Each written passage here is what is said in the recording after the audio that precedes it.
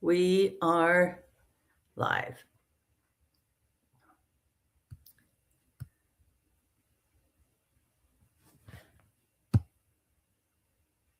Hello, hello, hello. Welcome to 2026 and the first of our episode at the top of our new season, season 4. And our season this time and this season is Building Back Better. So last year it was about building back better, but this year it's about building back better with purpose. Because rebuilding alone isn't enough. It's the very purpose that keeps us moving forward when rebuilding gets hard.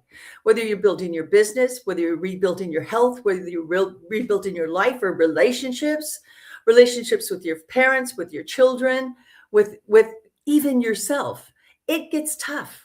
And when it's tough, there's a temptation for us to kind of take the next exit out, because we think that somewhere in our mind, we've conditioned ourselves to thinking, hey, if it gets hard, maybe that's just a sign for us to quit. Maybe that's a sign for us to sit it out, take the next exit out. But purpose doesn't let you do that. I've learned that when life knocks everything down, it's very, very easy to mistake it for a sign to stop, to retreat. And difficulty isn't the signal to retreat, it's the time to rise. Setbacks, like exit signs, are just an idea, a thought, where you can do and what you can do, but to tell ourselves it's okay to stop. Maybe it isn't. Maybe it's time to keep going.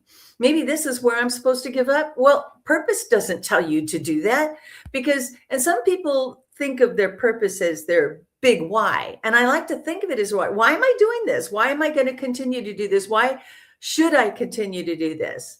Well, rebuilding isn't loud. Let me just say that again. Rebuilding isn't loud. It doesn't just announce itself and go, hey, I'm here to rebuild.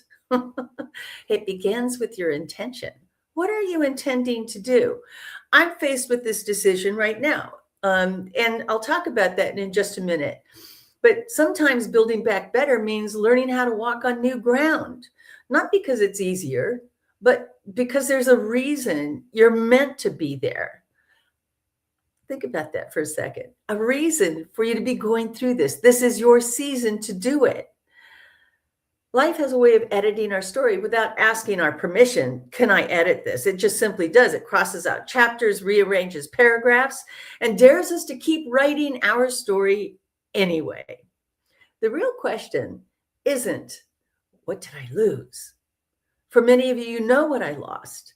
It isn't about, and somebody asked me the other day, a whole year later, Linda, on January 7th, it was a year since my home was lost to a fire. And a whole year later, people can't believe, what do you mean you don't have electricity? What do you mean you haven't rebuilt or you haven't put a new foundation on? Things take time. When you're building infrastructure, things take a lot longer than you fully expect. But because without purpose, we accept excuses as truth, and we confuse delay with defeat, and we think, okay, well, I'm not even supposed to be here. And we start treating obstacles as if it was our instructions to turn around and go back, turn around and give up, turn around and sell, but purpose. And with purpose, setbacks become part of the process, not signals to quit.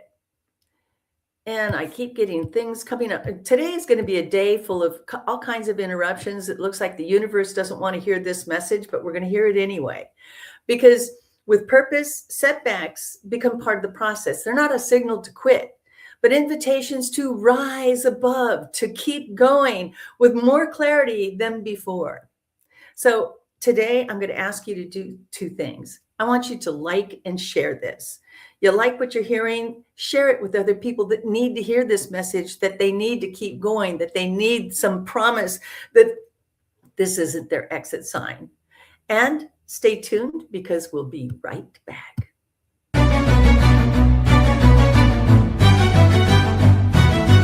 I can show you how to be strong. Come on, follow me. Heard you looking for a hero. Well, look up, look up, look up, look up.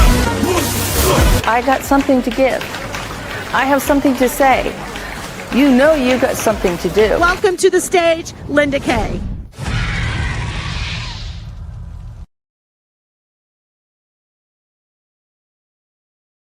Guest today understands what it means to rebuild with intention. She spent years telling other people's stories in the newsroom until life invited her to tell a much better story, one of her own. Through divorce, single motherhood, and a courageous shift from a very, very successful career that many other people would have envied, she followed that inner calling that led her into healing work, helping others reconnect with their own self-worth, their confidence, and their direction. Today, she supports people through real strong and emotionally pivotal changes in their life, not just to heal what was lost, but to move forward with meaning. Please help me in joining and welcoming to the stage, Karen Felice. Karen, hi. Hi. Wow, what an honor to be with you and this incredible community. Thank you so much. I am so very excited about having you here. And some of the things that I really feel very strongly about, of course, is that you are a single mom. I was a single mom, and we have to make changes and choices so that we can make the things that are important in our lives align with what we're doing, as well as taking care of things. But I think one of the things the most important thing about who you are is as a Reiki Master Teacher. And you've been a teacher and a Master Teacher since 1996. Tell me how you came into this journey. Of the healing arts, well, I've always felt that there's more than this world. I am spiritual. It's not about a religion, it's more compassionate and loving. And so when I moved to LA with my daughter, start a whole new life, I, um, the cat. Her name was Hopi. She was a beautiful white, long-haired Persian, and Mm, she was given 3 months to live with cancer. And I was looking for something alternative to what they wanted to do with her because I didn't want her last moments with chemo and all this. I walked into a store that's no longer there, a pet store, and it was called Pets Naturally. So I thought, maybe they have something alternative. And the right? woman behind the counter looked at me and she said, "You're a healer." And I was like, "What?" I mean, I was a single Now, mom you of hadn't had any kind of inclination, no cue, no clue, like, oh, that's no, no, no. And I've done therapy and received therapy, but never that I was going to be the one giving comfort to others when I was focused on living and surviving and being a workaholic and keeping a roof over my head with my daughter, who was 9 years old at the time. And so, anyway, this woman said, "I have friends who teach Reiki and you need to learn it." And my daughter and I took level one class, and I went all the way to master teacher 2 years later. The beautiful thing was my cat lived 3 years, not 3 months. You He know, was it's interesting receiving because, the and I energy. think that's an important distinction that you just made because, we all know of people in our lives that lived longer than they were told that they were going to. And we always think that, there's this way that you can project and you can decide and somebody gives you a death sentence that says you only have 3 months to live, and they go, I have a reason to live. I'm going to make it to my 70th birthday, or I'm going to make it to whatever, because there's something ahead that they have looked forward to, right? But you're talking about a Yes. cat and a cat. Well, maybe they do have 9 lives, and maybe one of those caught up with this cat and said, okay, you know what? This woman knows what she's doing, but there's no logic. And that's an important piece of this, is that there's no logic in what you're telling me, that through what practice you did and demonstrated on the animal was in a state to receive it. It didn't Yes. question. We question everything No. as a human being, but the cat didn't question, and you saw evidence back that gave you motivation to keep going. And you now, I think it started that path for you as the sole proprietor and owner of Reconnect to Wellness. but it made you move on from that into other areas that you created specialties in. You've trained hundreds of Reiki specialists. 15 of them have actually become masters of their own universe through this. But talk me through this magic thing that you did. And I'm going to say it's a magic act, because most people would give their eye teeth to be in the business, in the entertainment business. That's what you come to Los Angeles for. But you're a former ABC and NBC News journalist. You trade this out, and you go from a former journalist to now telling a better story, which I believe is your tagline. It What is. in I love to think that we get this sense of divine dissatisfaction.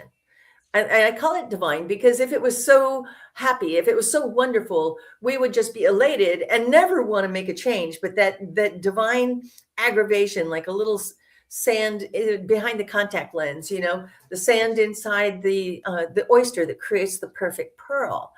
It has to Yes. have a little bit of resistance to it. So you had some resistance in your business, in your practice. You went from one, and I think I've had a conversation with you a while back that you were in this business for many years and then left that to go to another, thinking there must be a change. There's something wrong with the company. There's something wrong with this business. And that wasn't what was wrong at all. Talk to me about that so we can catch up on your life and talk to our audience about where they are and where we're going. The biggest change was allowance, to allow myself to feel how I'm feeling, not what was perceived in the outside world. People thought it was so glamorous. I worked in the news business and I was dying on the inside. I love making a difference in this world, but I was exhausted. I was working 6 days a week and unfulfilled. And when I learned how to meditate, my first teacher was Dr. Deepak Chopra, and he saved my life in 2007. I had a mantra, and it became a practice to meditate every day. I simply allowed. I allowed that my body was repairing. And he taught me this, that our cells, our tissues are constantly in a repair mode. And I love the law of attraction. So I understood that if I'm thinking only of the problem, then I'm attracting more of that. Because the universe doesn't differentiate between what we want or what we don't want. It only matches the vibration. So I practice switching my thinking, and I still do this, and I offer this with my clients. And it took me, after I learned Reiki, it took me 14 years to say this is going to be my livelihood, because I didn't know how to do it. I didn't know how I could survive with my child, and yet I knew the bigger purpose was in helping people. And so what I say, and I teach my clients now, is heal me so I can be of service, which means heal me so I can get out of the way of myself, and then I can contribute. And it's really powerful to co-create a life, instead of, like you said, oh, life is just dumping on you or creating these obstacles. It's really allowing. And I gave myself, I cried when I was no longer an editor. I was like, that was an end, a death. And I see life has its start, middle, and end. So I honor that people have to grieve that they're no longer doing what they wanted to do, and make room for infinite possibility. And that's how I practice, and I teach it with my clients. Tell me more about that, Karen. What does that mean? You're starting on this deep meaning and getting out of the way. Talk to me more about this process and where we are. Right now, Mhm. in today's world, it Yeah. it has given me a tool that when triggers come up, I give myself a container of time where I can look at the trigger. If I want to be sad, or if I'm realizing, oh, this is a past pattern I have that needs healing. So, with the confidence that I have tools to cycle out of the triggers quicker.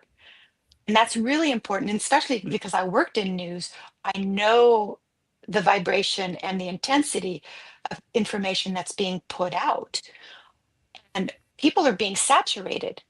So I love teaching a container of time and space to allow you to, okay, I am saturated and I need to disconnect.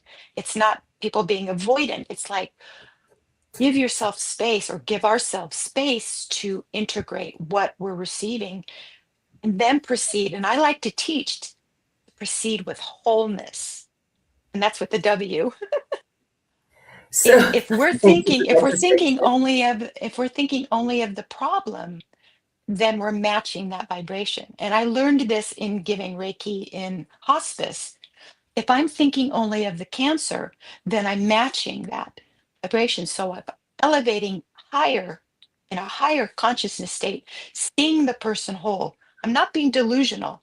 It's a higher approach, and it doesn't deplete internally. It feels more effective to, wow, I can create something from love, love without judgment.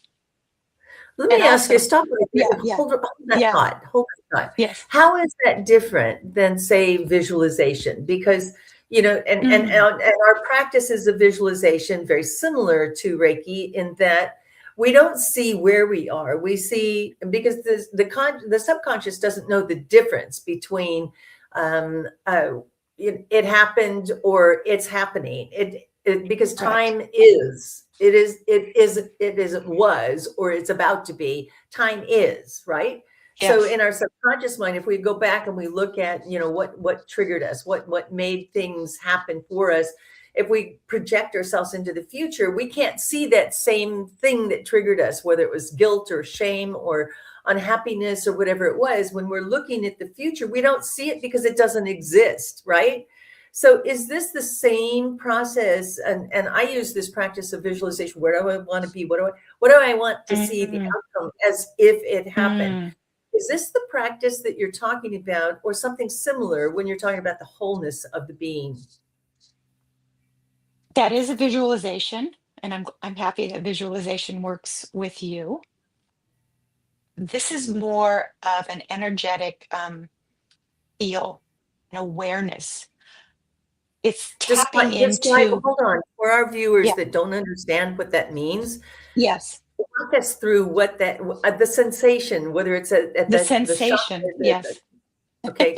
Walk us through the emotion or the sensation of what we feel in our body so we know what it is when we feel it and we don't dismiss it. Right, right. That's a great redirection there, because even when I ask people, they don't even know how to begin to feel things in the body. So this is about tapping into, you talk visualization, the quantum field that's Okay. already present, energy that's already present. So this is a retraining of our cells and tissues and function to, and I do this even with wealth or wealth management. I, I say, and I love to encourage people, say that I have wisdom with money. I love that I'm intelligent with my investments. I love that clients value what I bring to them. And this isn't about justifying or defending. This is teaching the body to know how that feels instead of feeling lack, or instead of feeling the fear. Because many people know that. And like you said earlier, want to run and avoid that. Right. So visualizations helps many people. And a lot of people want the feeling. So it's simply, it's the 101 beginning is, do you like it? Do you not like it? Is it easy? So, Is it so give me hard? an example. Give me an example, Karen. So let's just say, let's use a real simple, tangible thing that people can identify. Okay, let's say, for Yes. instance, it's the face it's the anticipation of seeing somebody that they care about, that they love. Do they like it or do they not like it? So that sensation, that feeling, all I'm trying to do is create the association of the feeling with the thought, because I think, again, many viewers do not know how to express what that is when you're talking about the quantum or something. They Yes. can Yes. understand the tangible, but they can't understand the intangible. And what you're Right. discussing right now is the very intangible, something that they can't put their Yes. finger on. They can't see it, identify it, and yet they can manifest it into reality. So Yes. talk to me, and now that I've given a tangible, talk about an intangible and what that might feel like. And is the association that you're talking about a feeling as much as an acknowledgement or a trust or a faith? I mean, where we trust that our mom tells us that she's our mother, and we believe that. We have faith in that.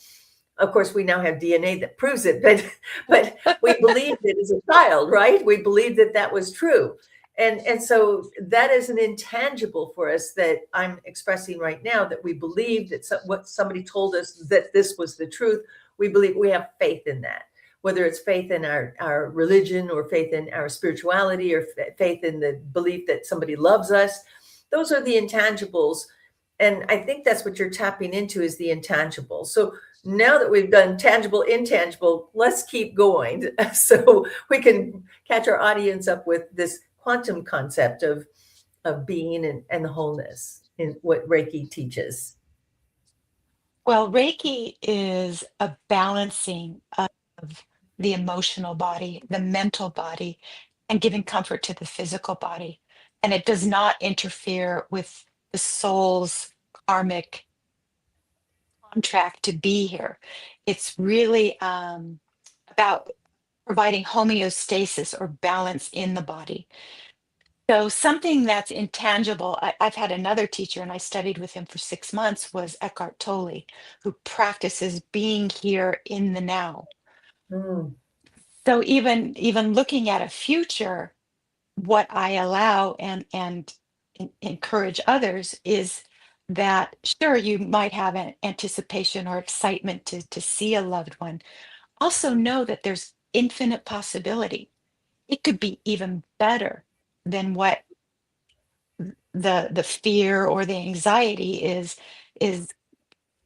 presenting itself. Or even love, it can be even better. So there's infinite possibility with the future. And Eckhart teaches to simply be here right now, in this moment. And that's all we really have, is control of how we feel in this moment. It's not what you're doing to me or the world's doing to me. It's how I'm feeling in this moment. And that's how I navigate even future stuff. Sure, it's great to have goals. Also know that, like Deepak Chopra would say, from point A to B, there's infinite possibility. If we're thinking only in a linear That's so state, true. we're missing what's on the peripheral. And it's Okay. okay that we might miss it. It's okay too. We have to be kinder to ourselves in the learning and the experiencing process. I love it. I'm my age and I'm still learning what I want to do when I grow up. I think we are all there. I don't, in Yeah. fact, I tell everybody all the time, don't grow up. It's a trap. Stay, Ah, stay in that that's youthful state cute. of mind. Um, Karen, you talk about healing, and you've also created a specialty in oncology and helping people. Where do you go when you are there with people that are suffering with a malady that's going to, look, and let me preface this with, there's nobody that gets out alive. Some of us are going Right. to go sooner, but we're all going at some point. Nobody gets out alive. So given that, the fact that you are certified in oncology Reiki, tell me how you support cancer patients and the caregivers. Great. And thank you so much. And it's such an honor to do this. I still have boundaries when I'm doing this because I've been told I'm a medical empath. So there was a time I was working, giving Reiki to my mother, and I could taste metal in my mouth. And I asked my mom, I said, "Do you taste metal in your mouth after your radiation?" And she said, "Yes." Mhm. So years later, after my mom already passed, and I mentioned this to my oncology Reiki teacher, she said, "Stop doing that. You can't absorb others' stuff, and others can't absorb my stuff." So in creating boundaries, I teach and hold these patients or clients that they have a safety to feel what they need to feel. If they want to be afraid, if they want to be angry, if they want to be exuberant and positive, I want them loving every aspect of their vulnerability. And when I do the Reiki, it does not interfere with allopathic treatment. It's really supportive and calming into the nervous system, to the sympathetic system, and then it can allow the body and the cells and the tissues to heal and respond to the medicines differently. To really talk to the body. I teach people to tell your body, "I love you, I love you, I love you." And you may not believe it in the beginning. I call belief systems BS. So it's to bypass the belief systems. And then with the oncology Reiki, I see clients in initial diagnosis. I see them after they receive chemo. I've seen them in post-operative situation. I've seen them in their 5-year marker time, and all these um, road marks for them to know that they are clearing what no longer serves their highest purpose, and they can create wellness together with their body and their team and help them feel real supported in what they do. I think that's a magical thing that you just said, and I think it's important. My own belief system, so we're talking about BS. Yeah. I think that the the belief and belief system, if we look at it, it's based on our past. It's based on something that happened, right? It's not based Exactly. on a future. It's based on our past, and we project it into the future. I think that Correct. what I heard you say is healing. So, are you able to project a healing? I think many people pray for peace in this Mm, world. People mm, pray for the certainty or the clarity around the messages that are being projected over broadcast systems, over fake news, over all kinds of things. Is it possible for Reiki to also project a healing or to create? I know many people, from marches and walks to uh, things that they participate in at a prayerful level, that there is a belief in power and prayer, that mhm. say Reiki can also do the same thing. What do you think? I really believe Reiki has a power of healing. And the beauty of Reiki is that it can only be done for good. So even when I was at NBC News at the time and I saw devastation going on in the world, I was sending long distance healing to those places in the world where anyone is free to join it. Reiki is never a forced energy like you have to get better or you have to live in a peaceful manner. It's love, it's light. I know that's very cliche, but it really is. I don't see anything dark. I don't join that, and I'm very intuitive, so I don't get premonitions of scary, scary stuff. I usually see good things. And in all these years I've been doing Reiki, and even in a hospice situation, there's only been like 5 times where the soul of the person's communicating with me and say, "No, I'm not coming back." So I don't interfere with anyone's life choices with the Reiki, yet I send it. I Even when I'm walking, I chant a peace prayer, send healing to the land. Even during the fires last year, I was donating sandwiches to the firefighters and food, hot food to the firefighters. And when I went up into Altadena, all I could do was send healing to the land, to the sentient beings, all of them that were affected by this correction. And I think that is where I want to ask you in exactly 1 year later, where Mhm. we have made very little progress in my community. We're starting to see etchings of buildings erected in the Palisades, but in my community, which is Sunset Mesa, there's only one house that has been rebuilt. Now, many houses didn't get burned, but everything was damaged. But out of the 458 homes, I think something like over 300 are gone. So that is significant. And the progress that we Mhm. see is just simply the debris clearing. And so Yes. in the same way, I was concerned about, having water onto my property, and it was one of the first things Hmm. that I restored, so that those things that were still alive that didn't look like it didn't. I will tell you, from the burn scar, did not look like anything would ever rise again, and yet out of that fire came some beautiful things. I had plants that I had been coaxing and trying to raise, and they would just not bloom. They would not, and all of a sudden, my entire yard is filled with flowers and Mm, life, and birds are back, and we don't see progress, but I do believe mm. progress is being made on a most basic level. How and what can you say in your Reiki healing to send more advanced healing to this area so that it can receive the kind Mm. of healing as people start to come back? So I love that you're seeing some blooms. I was looking at volunteering in reforesting certain areas, and the uh, tree people who do that, they say there's an 18-month window for those burn scars to heal, for the soil to readjust.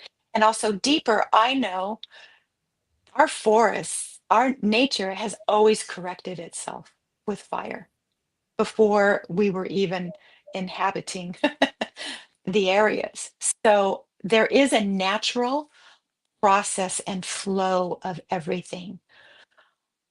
And with the Reiki, I love to send the prayers that the land is still valued and cared for and not judged how long it's taking. Sure, there's the bureaucracy and that kind of stuff with insurance that is its own challenges. But as far as Mother Nature, I trust. So I give Reiki to trees also. And there was a tree outside my place when I lived in Studio City that had been there 16 years and was cut down, and I didn't even know it was sick. I mean, I ran all the way down to the sidewalk and I was giving healing to the stump of the tree and I was crying, but I knew the root system underneath. The soil was still connected to the other trees. And I was offering my condolences and really saying how much I loved this tree. And I heard the message, we don't know about illness. We only know acceptance. That shifted me to there's a higher consciousness present in nature that is really a good teacher for us. It's not saying acceptance to be a doormat. It's like that there's a bigger picture. They don't stay in sadness or fear. They rebuild and they make room to adjust. It I was think it was that powerful. it, to get that kind of message back is also quite powerful, by the way. And I think that that's an important distinction because, in the same way that you got that message back about nature, you got that same message back from the cat. And Yeah, even though I yes.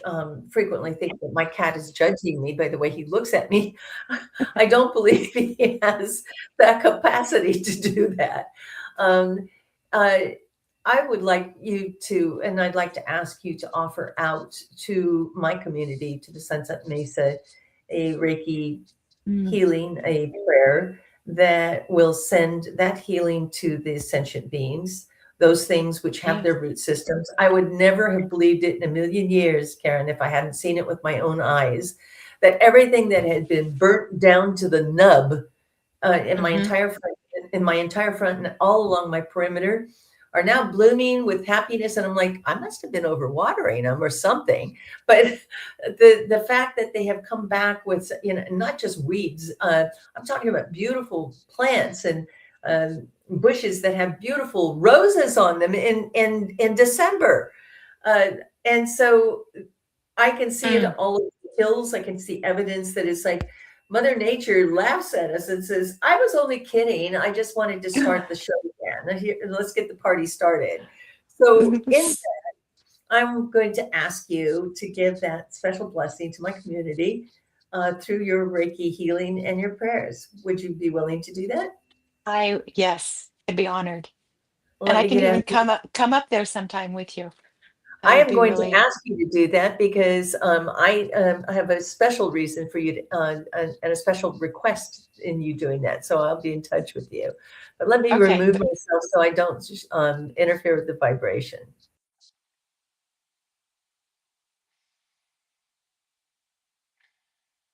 I'm holding a gratitude for the lessons that the land has offered us for our growth and rebuilding and our repair. And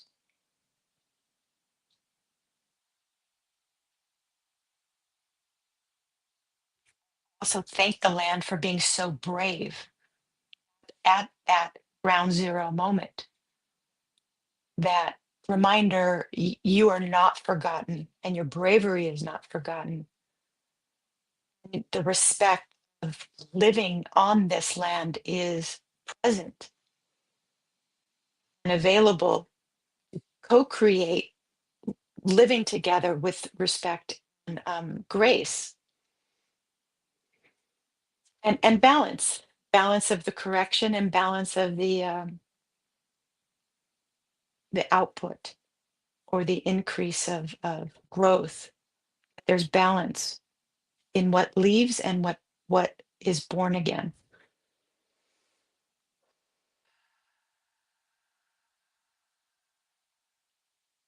And I'm thanking the land for still trusting us, human, the human experience, trusting that we care and we can be respectful of what you need, what the land needs. Oh, I'm sealing this with protection, the Reiki symbol of protection to heal the physical, uh, all the directions of time and space.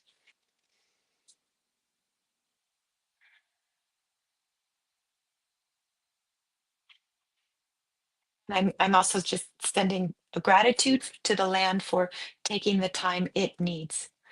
I mean, we have a certain time span, but so does nature. Nature doesn't. mm, Nature's very forgiving for us, so we can be more forgiving of ourselves in that measurement of time. Mhm. Okay, that's what I can offer for your beautiful community. Thank you. Thank you for that, Karen. Um, See, it's deep. That's why I'm clearing my throat. It's like, whoa. you are, and I think it could be the ash and the toxins still in parts of the soil. I think that was an important message many people got, which was to remove that, and what you just said, which is it makes a whole lot of sense from a physical as well as a metaphysical level, which is allow the land to heal itself. And Mhm. clearly, with all of the heavy rains and the other things that have been going on, I think that Excuse me. the delays have had a specific reason and allowing itself to heal. So thank you for that. Before we leave, I want to make sure that people know how to find you. You've got a book that has so many affirmations in it. And I think that those that would want to hear about it will be able to go out to Amazon and get it. So coming up on the screen, talk to us about this book for a second. Thank you. Thank you. This is really interesting. This book came to me. I used to give healings up in the Santa Cruz area, and I was driving back in 2017 when the fires were actually going on in Ojai. So on that drive home, I was sending prayers to the land and to the sentient beings, all being affected by the fires. And then I saw this sign off the side of the road that said state prison, which I'd never seen before. And the first message of compassion came through to me, and it said, send compassion to the gaps of the forgotten. And I was shaking with the intensity of that message. So I put it in my voice memo and started recording. And that's how I created this book. And I meditated for 3 months on compassion. And so these messages that came through about compassion can be, you can open a page and there's maybe 4 or 5 sentences on a page, and you pick one. And I've had businesses use this book, and in their morning meetings, they open a page and say, oh, we're going to use this as our intention to set ourselves to function at a balanced and higher frequency or higher consciousness. And this is the intention. It's to create from a balanced place instead of being a victim or being a fixer. It's like, wow, compassion is in the middle. And that's Oh, what I that's hope with this so book, good. that people can really use this in that way. Well, get your copy. We've dropped a link of it in our Facebook on our live, as well as it's here on the page. You can also find Karen in her social feeds at Instagram. I think Karen, if you can roll those across the screen, we've got LinkedIn, Instagram, and YouTube channels, so you can see more of Karen without me interfering with it. And well, without me stepping my own vibration into yours, so we'll just I love your rephrase. vibration. It's all good. It's awesome. All right. And if you'd like to reach out to Karen, you can reach her on her own website at KarenFelice, FELICE.com. And Karen, it's just such a pleasure, such a warm way for us to start the new year, for us to find that peace and that purpose within us. I'm so grateful that you found your purpose, and your purpose today was to be on my show and help those that need that help. Thank you. Thank you so Linda. much. Thank you. And that is a wrap for us today. Thank you again for joining us today. I'm going to be talking more about rebuilding better and with purpose. And we've got some really great guests lined up. So please stay with us. Stay tuned. We come back to you. Find us on this YouTube channel, share and like us, and I'll see you soon. Season 3 of Money Talk isn't just about money. It's about recovery, resilience, and expansion, so you can build back better. Your house doesn't have to burn to the ground, but if your business or your life has, and you're ready to share your story, I want to talk to you. Contact me at LindaK360 or call me at 424-395-2885. Remember, your setback is a setup for a comeback, and I promise you'll inspire others to get back up one more time with your story.